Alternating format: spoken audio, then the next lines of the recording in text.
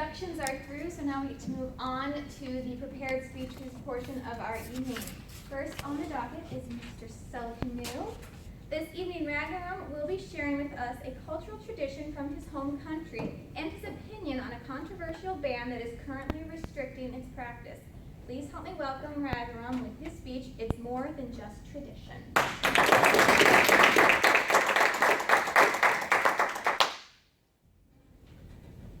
Madam Toastmaster, fellow Toastmasters and guests.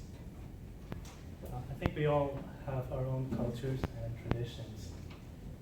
But if you look closer at traditions, we all know that they all have a purpose, most of them at least. And sometimes this purpose can be so important that societies are so dependent on their traditions, they have to practice it so that they can get some welfare out of it. But under such circumstances, some people sometimes try and eliminate those traditions. But they're doing much harm than just eliminating the tradition, because they're eliminating the purpose as well. And as a result, the society is ultimately having to go to pay the price for it. Today I would like to share a similar tradition from my home country. It's from the southern state of Tamil Jallikattu, that's where I come from. My tradition is called the Jallikattu. And it is currently under a ban by the country's Supreme Court. And with time, I think the tradition could become obsolete if they don't overturn the ban anytime soon. But first, let's talk about what Jallikattu is about. As you can see, it's a traditional sport where the strengths of man and bulls are put to the test, where they face off against each other. Although I would like to stress, most importantly, that unlike Spanish bullfighting, we don't kill our bulls here. All they do is contest, and then they let the bulls go. So in an event, in a Jallikattu event, you will see there's a arena gate called the Varivasal. That's where the bulls are released. And people are standing outside the gates waiting for the bulls to be released. And once they are released, their goal is to mount the bull or hold on to its hump for a few seconds. There's usually two outcomes. The bull wins by evading the crowd and making its way past safely. A player can win by mounting the bull or holding onto the hump for a few seconds or for a small distance, which is about 10 meters usually. So this is the tradition of Jallikattu. But there's a lot more to it beyond just tradition. Why does it matter in South Indian culture? So number one, it provides a platform for the improvement of the gene pool of the male bulls in our state. Let me tell you how. Because on an annual basis, there are a number of events held all across the state in different villages. Bull raisers and breeders, they take their bulls to these events, and on a regular basis, as the bull contests, they develop certain traits. Because in order for them to win the event, they have to be more virile, they have to be more agile, they have to be strong, and they have to even be more intelligent. So over time, we see a superior breed of bull developing. Number two, Jallikattu creates a demand for these high quality bulls in the market. Farmers and cattle breeders have an incentive to buy these kind of bulls from the market, so they sell at a higher price. Number three, without the male bulls, we can't service the female bulls, and so the genes have to go on to the next generation. So three main important reasons. But on 14th January of 2016, spare my spelling mistake there, the Supreme Court of India, they imposed a ban on Jallikattu. They represented the interests of animal welfare groups, particularly PETA. These are the people who fight for the ethical treatment of animals. their main point was that during these events, people were harming the bulls and feeding them with alcohol to get them enraged or poking them with knives.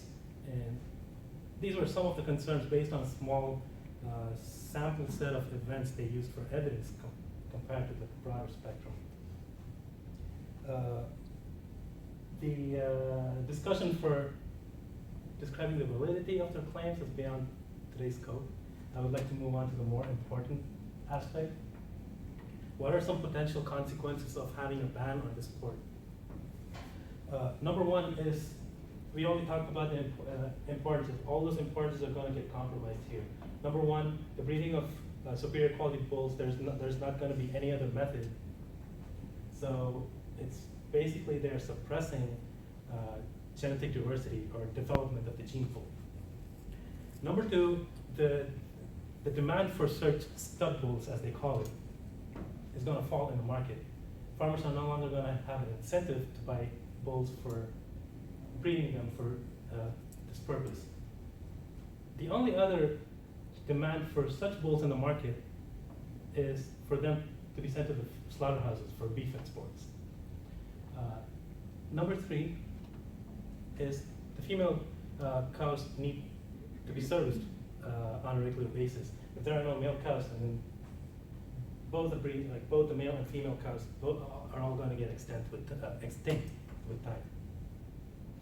So the bigger end consequence over a long period of time is all the indigenous breeds of cattle in India getting extinct. That's the main threat. 100 years back in India, we had over 130 breeds of cattle.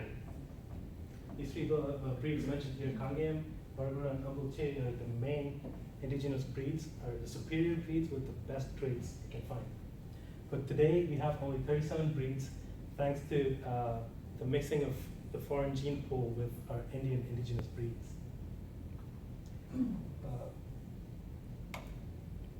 So the destruction of the indigenous breeds, especially the male livestock, is the main aim of certain Western interests, of big corporate breeding companies, especially the Friesian and Jersey carps, and also some tractor companies and beef export markets. They have an interest, and they have funded PETA on a large extent. So I think I've laid out the situation, the circumstances that are currently surrounding Jallikattu tradition in India. With that, I would like to move ahead to my conclusion. I would like to raise two important questions specifically aimed at PETA. Number one is, when there is a system you're benefiting from, and there is a problem in the system, your target is to eliminate the problem, not the entire system, because that's going to eradicate the benefits to the society. So why is PETA, instead of eliminating the problem of animal cruelty, why are they focused on eliminating the entire Jallikattu tradition? That is question number one. Number two, they claim themselves to be animal rights activists, animal lovers, animal welfare activists. If that is the case, why are they focused on the smaller issue of so-called animal abuse, etc.? Why are they not focused on the bigger problem of extinction of different breeds of an important species in the country? With these two questions, I would like to restate my opinion that I think Jallikattu is a main necessity in our society and for our culture, as our farmers are mainly dependent on cattle. So hopefully, I hope the Indian government will soon overturn their decision on the ban.